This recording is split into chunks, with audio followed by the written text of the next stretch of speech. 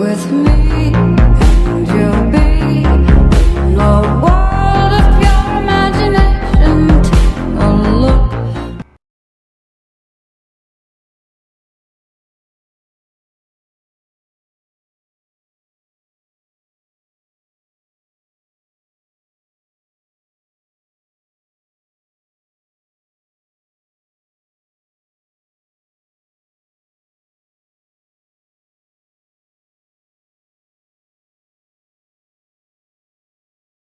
Story time of how I caught my dad and my stepdad sleeping together. So a little background information, my mom and my real dad got a divorce when I was around 4. So like the typical, on the weekdays I'd be at my mom and on the weekends I'd be at my dad's. Then when I was around age 6, my mom married my stepdad. And since they got married at such a young age, I called my stepdad dad and my real dad. This story ends up with a lot of confusion and chaos, so just get ready for that. So everything started to get a little weird when my stepdad went to go drop me off at my dad's house one day. My stepdad actually went into my dad's house and they talked for about like 5 hours. You see, I went to sleep and then the next morning my stepdad and my dad were both making me breakfast. And then I overheard my stepdad on the phone with my mom saying that he had an overnight shift. So I didn't say anything because every time I tell my mom something, she ends up believing my stepdad anyways. Because I mean, my stepdad's always right? Anyways, the next time that he dropped me off, my stepdad ended up staying again. Then I ended up walking into my dad's room, seeing both of their pants off. I'm running out of time, like for part 2.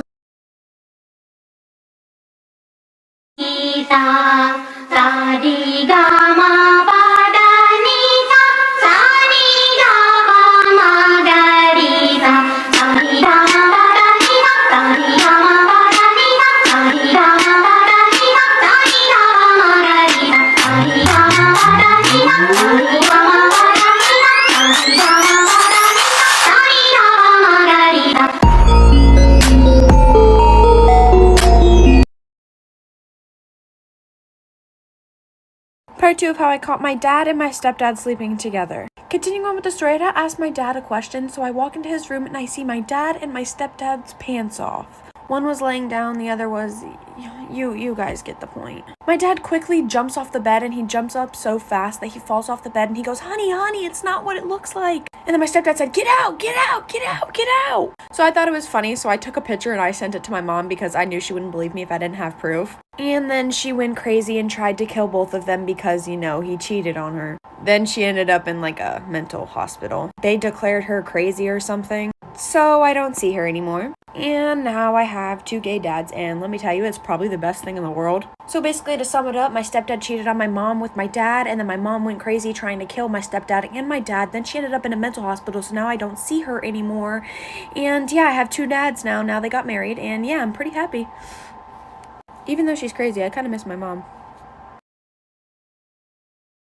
This is why you should always check under your bed for monsters. In 2012, a young woman who is on the phone with her boyfriend walks downstairs to the lobby of her apartment building, collects her mail, and then heads back up to her room. She sits on her bed to start sifting through the mail when she drops her phone and it falls under the bed. She lies down on the ground to try to reach her arm out to grab her phone when she notices something horrible underneath her bed. A man is lying underneath her bed with his back to her. He's in the fetal position. She manages not to scream. She grabs her phone and says to her boyfriend, hey, I gotta go shower, I'll call you back. And she quickly runs into the bathroom, locks the door, turns on the shower, and then jumps out her first floor window. Once she's safely across the street, she calls the police, who quickly arrive, and they go inside and they come out with a deranged, skinny-looking man. Before they take him away, one of the officers walks over to her with a very grim look on his face. He looks at her and he just says, we found him standing outside of your bathroom holding a knife. He was waiting for you.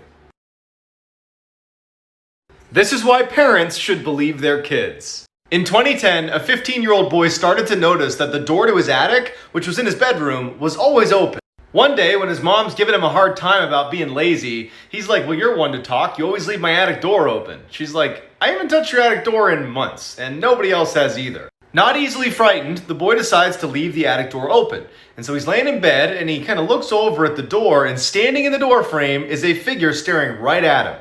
He bolts, tells his parents, they don't believe him, and then 6 months later, they move anyway. A few years later, the boy discovers his favorite teacher actually moved into his old house. And so he jokingly asks her, you ever see any ghosts walking around your attic? Her face got completely serious, and she's like, as soon as we moved in, the door to the attic kept opening. So we investigated, and we found a trap door that led onto the roof. Someone had been crawling in through that entrance and living in the attic for years. Why you should always lock your car even if you're in it. So I was at the club with my girl. This is all pre-COVID, obviously. We get in the car to leave and I'm like, hey, what about a late night blunt? So we pull over to this shady Circle K. It's in the corner of Williston and University in Gainesville, Florida. If you live there, I think you know what I'm talking about. To give you an idea, I once saw 2 people have a rock fight in the parking lot there. Anyway, I get out of the car to go get the blunt, and my friend just chills and waits for me. As soon as I leave the gas station, I see this creepy ass man just staring at my friend, and she hasn't even noticed. And at first I was kind of like, But then I watched him grab the handle and open her car door. And she's like, what the fuck? At that point, there weren't really any thoughts. I just started running. I don't know what I was gonna do, but it was gonna be something. And this man looked over at me, and I must have looked like this or something because he ran away immediately. And I still think about that whenever I feel powerless.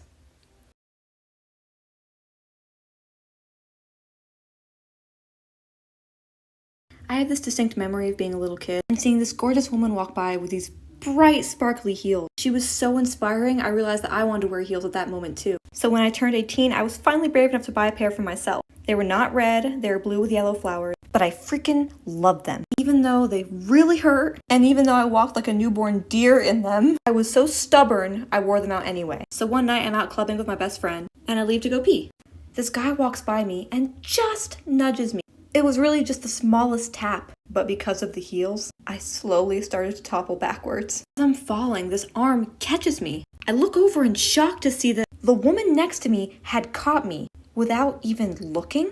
I'll say that again just so you understand. She caught me without even looking! How? Can't even comprehend how someone could be so casually powerful. Lifted me back up and continued talking to her friend like nothing happened. I just sort of wobbled away in shock. But I really have never stopped thinking about her.